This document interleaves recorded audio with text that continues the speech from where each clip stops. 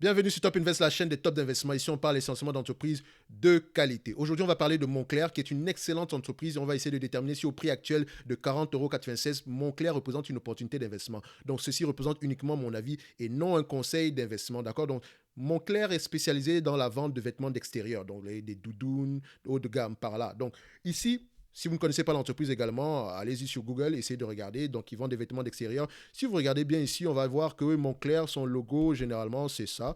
Ils ont un logo à peu près qui ressemble à ça. Moncler, est-ce que je l'ai bien écrit? Voilà, c'est pas écrit. Donc, ici, c'est Moncler, M-O-N-C. L-E-R, d'accord? Voilà ce qu'à peu près ce qu'ils font ici. Donc, c'est essentiellement du luxe pour les vêtements d'extérieur, d'accord? Donc, ça coûte au moins 1 000 € par là en montant. Ça, c'est pour les doudounes, parce qu'également, je pense qu'ils ont des t-shirts, des choses comme ça. Mais c'est dans la catégorie du luxe. Donc, ici, c'est pas ce qui nous intéresse ici, ce qu'on va faire notre analyse en se basant sur le revenu. On recherche le revenu, on recherche ici la croissance du revenu ici, la moyenne, le volume de croissance ici. On recherche ici la dette nette, on va regarder les PER et on va essayer de déterminer ici le nombre d'actions et les free cash flow. Si dividende il y a, on va essayer de déterminer si le dividende actuel est qualitatif. Donc ici, on va aller rapidement. Au niveau des revenus, on recherche la stabilité ou la croissance des revenus. Est-ce qu'on a une croissance ou une stabilité des revenus ici? On remarque à vue d'œil, entre 2011 et aujourd'hui, la croissance est là. Les revenus sont croissants. C'est parfait, c'est un checkmark. Au niveau ici, la marge brute, très importante pour une entreprise qui est dans le commerce au détail, qui a une marque. Donc, plus la marge brute est élevée, plus vous avez un certain pricing power. D'accord? Donc, on constate ici qu'on quitte de 60% de marge brute à 77%. Donc, on augmente un tout petit peu les prix chaque fois. C'est bien si la marge brute augmente, mais il faut également que la marge opérationnelle suive. On peut constater ici que la marge opérationnelle est à peu près stable aux alentours des 30% au niveau des dernières années. Mais pour la croissance des revenus, il faut poser la question. La croissance est due à quoi? Est-ce que c'est l'ouverture de nouveaux magasins? Est-ce que c'est parce qu'on vend essentiellement en ligne? Est-ce que c'est parce qu'on a énormément de distributeurs? Voilà ce que vous devez vous poser. Et quelle est la stratégie commerciale? Faites très très attention. Parce que le commerce au détail, c'est, voilà, même pour une marque, c'est très très important de gérer l'image de la marque. D'accord? La perception de valeur est très importante. C'est très très important. C'est pour ça, par exemple, que quand on parle de luxe, vous ne verrez jamais des soldes, enfin, ou presque jamais, entre parenthèses, des soldes dans les magasins phares de Louis Vuitton. Et quand bien même il y a des soldes, on ne vous dit pas qu'il y a des soldes, on vous dit qu'il y a des bonnes affaires. Attention. Donc, la stratégie commerciale dans le secteur du luxe n'est pas la même que la stratégie commerciale dans des entreprises comme Zara, par exemple. C'est pas la même chose. On ne parle pas de la même chose. Donc, il faut bien regarder ces entreprises-là et parfois aller, même pas parfois, généralement aller au-delà des chiffres. C'est ce que je vous demande toujours sur cette chaîne. Ne vous limitez pas aux chiffres. Allez au-delà. Les chiffres ici, c'est une entrée. D'accord? On essaye de voir si, en étudiant l'entreprise actuellement, qui selon les chiffres est sous-évaluée, est-ce qu'on pourrait, quelles sont les questions qu'on pourrait poser en regardant les chiffres? D'accord? Donc ici, les revenus actuels en 2019 étaient de 1,6 milliard. Actuellement, on est 1,4 milliard. Sur les 12 derniers mois, on est retourné aux alentours de 1,6 milliard. Donc, je vais l'arrondir à 1,6 milliard parce que normalement, les résultats ici, techniquement, on devrait avoir les résultats financiers de 2021 déjà. Parce que vous constatez ici ils sortent leurs résultats aux environs du mois de décembre. Donc, on est déjà au mois de juin 2022. Et Morningstar n'a pas encore actualisé les résultats. Je ne sais pas je ne sais pas si Moncler n'a pas encore publié ses résultats parce que je n'ai pas regardé au niveau des rapports financiers. Attention, je me suis limité aux états financiers sur mon agrégateur. D'accord? Ce qui nous permet déjà d'avoir une entrée et de pouvoir déterminer, de voir les questions qu'on peut poser si on lit les rapports financiers. D'accord? OK. Donc, ici, on a 1,7 milliard. C'est ce que je vais prendre 1,660 milliard. Enfin, ou bien 1,6 milliard. Pour faire simple, on va mettre 1,6 milliard. D'accord? Grosso modo, ça reste une estimation. 1,6 milliard. Ceux qui recherchent la précision doivent lire les rapports financiers. Au niveau de la croissance du revenu ici, qu'est-ce qu'on observe? On a une croissance des revenus ici.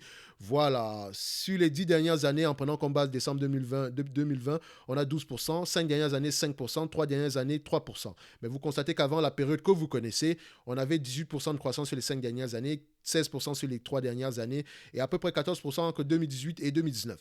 Donc la croissance était aux alentours de 15% en montant. D'accord? On va se limiter ici à une croissance de 10% par là, mais tout en posant la question pourquoi est-ce qu'on a une croissance de 10%? Donc il faudrait aller regarder les rapports financiers par rapport à la stratégie même d'entreprise, d'accord? La stratégie commerciale, la taille du marché, etc. Donc on va mettre 10% avec gentil.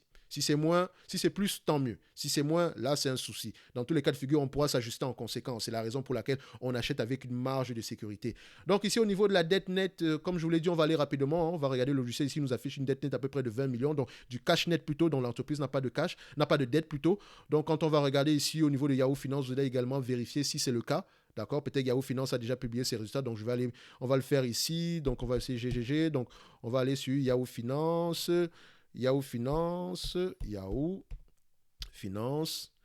Alors, on va regarder ça, ça va pas être bien long. Donc n'hésitez pas, si vous aimez la vidéo, si vous aimez ce qu'on fait ici, mettez-y un pouce bleu, mettez un commentaire, ça fait plaisir, c'est très important pour le référencement de la chaîne et c'est tout ce que je vous demande en conséquence comme soutien. Si vous voulez aller plus loin, vous savez ce que vous avez à faire. Allez juste regarder sur la chaîne et vous allez voir pourquoi est-ce que je vous le dis. Donc ici, qu'est-ce qu'on va? On va aller à Montclair. Montclair. Ok. Montclair, celui de Milan, donc éligible au PEA, absolument. Donc, vous devez également savoir que moi, je n'investis pas par rapport au PEA, donc je ne suis pas en France, donc parfois ça peut, je suis très ouvert, je recherche des opportunités et je recherche avant tout la qualité. D'accord? Donc, une entreprise qui a des avantages compétitifs. Donc, on revient ici directement, on va aller à statistiques. Qu'est-ce qu'on regarde? Valeur d'entreprise, moins capitalisation boursière. Si le chiffre est positif, ça veut dire qu'il y a du cash net. Si le chiffre est négatif, ça veut dire qu'il y a de la dette nette. Donc, ici, moi, à vue d'œil, je peux déjà constater que ce chiffre est positif. Donc, entre 12 milliards et 11 milliards 600, on peut voir que le chiffre ici est positif. Donc, ça veut dire qu'il y a de la dette nette ici. Je ne sais pas pourquoi le logiciel en question me marque ici, voilà, un cash net tout à fait différent. Donc, alors, une dette nette tout à fait, il me mentionne qu'il n'y a pas de dette nette, mais également, il faut constater qu'ici que ça date du mois de décembre 2020. Attention. Donc, ça peut également avoir changé entre-temps. Donc, c'est très difficile de prendre l'information ici. Qu'est-ce que j'allais faire manuellement? Donc, et manuellement, comment est-ce que je le fais généralement? Donc, je le fais à vue d'œil. Donc, généralement, je viens ici. Je vais sur Baleine, je regarde ça sur les derniers mois. Donc, ça date ici du mois de juin. Voilà, 2021, même ça. Donc, current asset, current liability, ça me donne 200 millions à peu près. Capital lease, peut-être il faut également vérifier si l'entreprise en question, au niveau de la dette nette ici, ce qui a été comptabilisé, j'espère que ce n'est pas capital lease. Donc, je vais regarder est-ce qu'il me donne l'information concernant la dette nette. Alors, dette nette, il ne donne pas cette information-là. Donc, je vais me fier à ce logiciel. S'il donne toutes les cas de figure, s'il fallait calculer, il fallait prendre la dette ici, la dette nette ici de Yahoo Finance. Voilà, qu'est-ce que ça allait donner comme différence? Donc ici, 12 milliards, 0, 8, 0, moins 11, 5, 8, 0. Ça donne ici 500 millions, donc à peu près ici, voilà, aux alentours de 500 millions. Donc si on divise par le nombre d'actions pour voir quelle est notre marge d'erreur ici, on a le nombre d'actions ici qui est aux alentours de 269 millions. Donc quand on regarde ici, qu'est-ce qui nous affiche comme nombre d'actions? À peu près 269 millions. Donc on divise ici par 269 millions. Donc au pire, si on a une erreur ici par rapport à l'information concernant la dette nette ici, vu que ici, ça nous affiche qu'on n'a pas de dette nette, on a au pire une erreur qui va nous donner voilà, à peu près une erreur à peu près de 1 dollar, 1,85 €. C'est pas grand-chose, d'accord? Donc 1,85 €, c'est pas grand-chose. Donc on va le prendre comme ça. Donc ici, on va se fier à ce qu'on nous dit ici. On va mettre 20 dollars en termes de valeur, en termes de dette nette. Donc on a plutôt du cash net, d'accord? Donc, en termes de PER, je vais faire simple. J'aurais pris normalement 17, 20, 22. Donc, je vais prendre ici 20 fois les bénéfices. D'accord? Je ne vais pas prendre 25 fois. Ça dépend de vous. Parce que la période actuelle, si les taux d'intérêt augmentent, il y aura une baisse au niveau au niveau des PER. Donc, j'essaie de me protéger au maximum. Donc, le nombre d'actions ici, c'est 268 millions d'actions. D'accord, donc 268, on va dire à 269, on va arrondir. Maintenant, cherchez les free cash flow. Donc, si vous avez regardé la vidéo sur Canada Goose, qui est une excellente entreprise également, qui mérite d'être dans n'importe quel watch, qui est également sous-évalué, dépendamment de ce que j'avais mentionné ici, vous avez constaté qu'on a parlé des marges nettes ici, des free cash flow de Montclair. Donc, quand on regarde ici au niveau de Montclair, qu'est-ce que ça nous donne? Au niveau des marges de free cash flow, 26, on a 20% ici, 28%, 26%, 20%, 20%, 12, 13, 9. OK. Quand on regarde ici au niveau des marges nettes, on a 20%, 22%, 23%, 20%, 18%, 20%. OK. Alors, sur ma vidéo, j'avais mentionné qu'on avait à peu près des marges nettes de 25%. Il faut savoir pourquoi est-ce qu'on a des marges nettes de 25%. Donc, il ne suffit juste pas de prendre les marges nettes ici ou bien les marges de free cash flow de 25% pour dire qu'OK, c'est 25%. D'accord? Il faut regarder pourquoi. Donc, on essaie de regarder ici la différence. Donc, je suis plus à l'aise à prendre à peu près, je vais me dire ici, je prends du 20% en termes de marge nette. D'accord? Pour Montclair. c'est tout à fait généreux également. Donc, on va prendre 20%. Si on est plus élevé que ça, tant mieux. D'accord? Donc, ça dépend également de vos lectures au niveau des rapports financiers. Donc, free cash flow, 20%. Donc, si on prend 20% de 1,6 milliard, vu qu'on a tous nos éléments, on va revenir ici sur le dividende plus tard. Alors, on va mettre avec si 20% de 3,2 milliards. Donc, je vais prendre ici d'abord, premièrement, les PER qui sont de 20. D'accord? 20, 20, 20.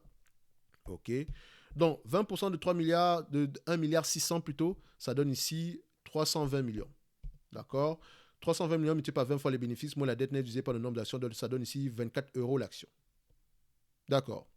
Maintenant, si on a une croissance des bénéfices de 1,6 de 10% sur les 10 prochaines années, ça revient ici à multiplier le revenu actuel par 1,6. Donc, on multiplie 1,6 milliard par 1,6. Ça donne ici 2,576 multiplié par, par la marge ici de 20%. D'accord, ça donne ici 515 millions. D'accord, donc on fait ici fois 515 multiplié par 20 fois les bénéfices, moins la dette nette ici, ça donne ici à peu près 38 euros l'action.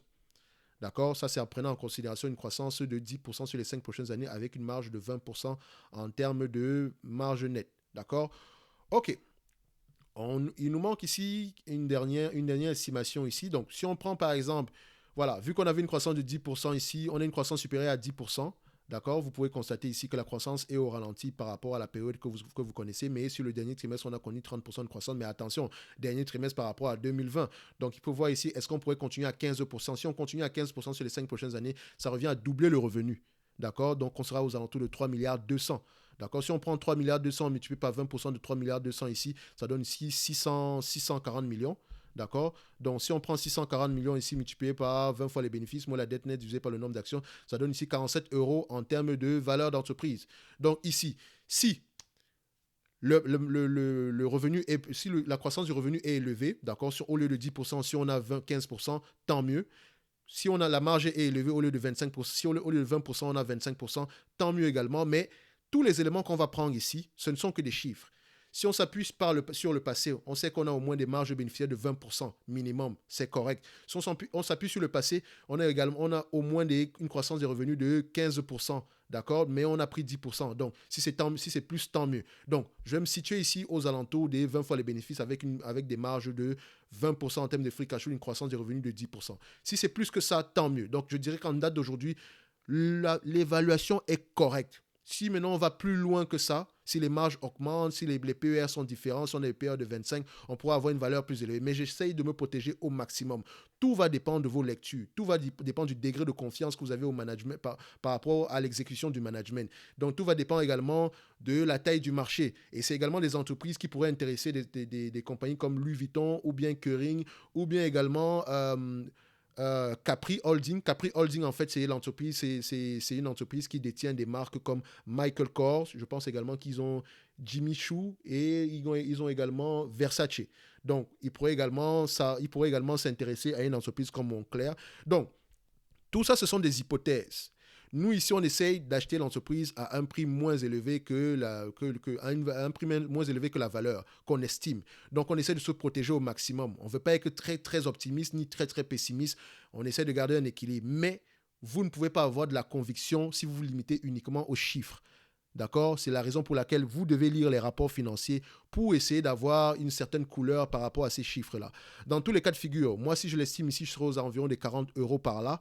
Donc, la valeur de cette entreprise, si elle vous intéresse, moi je vous dirais, voilà, achetez-la aux alentours des 20 euros par là si on veut se protéger au maximum. Mais tout va dépendre de vos hypothèses. Donc je dirais ici que Moncler n'est pas une opportunité d'investissement selon les informations que je vous ai données, selon les hypothèses ici sur le plan quantitatif. Mais vous devez lire vos rapports financiers. Absolument. C'est clairement une entreprise qui m'intéresse. C'est clairement une entreprise qui mérite d'être dans ma watchlist. Parce que vous constatez que c'est une entreprise qui peut s'échanger généralement à 20 fois, 25 fois plus les bénéfices. Donc, si je prends 25 fois les bénéfices, par exemple, ici, juste pour un exemple, vous allez constater ici qu'on est à peu près 48 dollars l'action, 48 euros l'action. Donc, on a une opportunité d'investissement. Mais attention, même si ça valait 48 dollars, 48 euros l'action, on n'allait pas l'acheter à 48 euros l'action ou bien à 40 dollars. On veut une décote au moins de 50%, donc aux environs de 25, 24 dollars l'action. D'accord? Donc, c'est la raison pour laquelle il faut toujours acheter avec une marge de sécurité. Moi, je préconise toujours 50% de marge de sécurité par rapport pour moi, ma rigueur au niveau de la performance que moi je voudrais avoir dépendamment de chaque investissement. Donc ça peut varier d'une personne à une autre, ça peut également varier de vos différentes connaissances. Donc vous ne pouvez pas investir ici en vous limitant uniquement aux chiffres. Il faut lire. Donc les chiffres ici, ça vous donne, comme je dis, c'est une entrée. D'accord? Ça me permet ici de constater que nous avons une entreprise de qualité à partir de ce moment-ci. Pourquoi? Parce que les marges sont stables, elles sont croissantes, les revenus sont croissants et stables, les marges opérationnelles sont croissantes et stables, la dette nette est gérable, le nombre d'actions est à peu près stable ici. Est-ce qu'il y a un dividende maintenant? Voilà. Au niveau du dividende, ce n'est pas trop ça actuellement. Donc, l'entreprise a coupé son dernier dividende ici parce qu'elle voulait à peu près économiser de l'argent. Donc, ici, je vois que sur les 12 derniers mois, il prévoit un dividende à peu près de 45 centimes d'euros par action. Est-ce que c'est le cas présentement? Il faudrait également aller vérifier cela. Mais dans tous les cas de figure, je constate une chose, d'accord? En l'état stationnaire des choses, nous avons ici une entreprise qui distribue un dividende qui est moins élevé que la valeur de ses free cash flow. Comme je vous l'ai dit ici, qu'en état stationnaire, donc avec 3 millions 200, d'accord, pas 3 millions 200, 320 millions en termes de free cash flow actuel, qui représente 20% de 1 milliard 600, donc 1 milliard 600 c'est le revenu qu'on a actuellement ici, si on divise par le nombre d'actions qui est de 269, enfin je vais l'arrondir à 269 ici, actions, enfin 269 actions, ça fait 1,18 € par action. Si on divise par rapport au prix actuel qui est aux environs de 40 $, à 40 € l'action, ça revient à un rendement de 2,97%. Donc si j'achète cette entreprise au prix actuel, d'accord, sans croissance supplémentaire, en état stationnaire et quand même distribuer la totalité de ses free cash flow qui représentent 20% de revenus actuels en termes de dividendes, ça me donne ici un rendement à peu près de 2,97%. On va l'arrondir à 3%. Donc si je l'achète à un prix, par exemple, de 20 €, mon rendement que j'appelle le rendement des actionnaires par rapport au free cash flow, ça sera plutôt de 6%. D'accord? Donc, j'aurai un rendement de 6%. Si maintenant, sur ce rendement de 6%, imaginez que je l'achète à 20 € par là, j'obtiens en supplément une croissance des revenus de 10% sur les 5 prochaines années.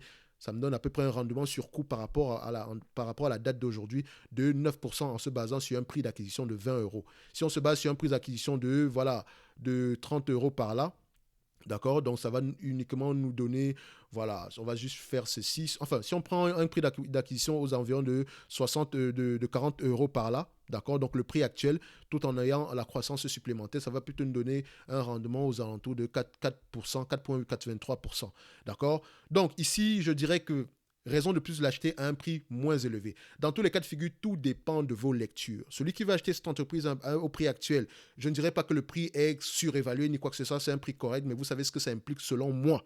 D'accord? Mais c'est clairement une entreprise qui mérite d'être sur ma watchlist. Je vous ai donné mon prix d'acquisition qui est de 20 €.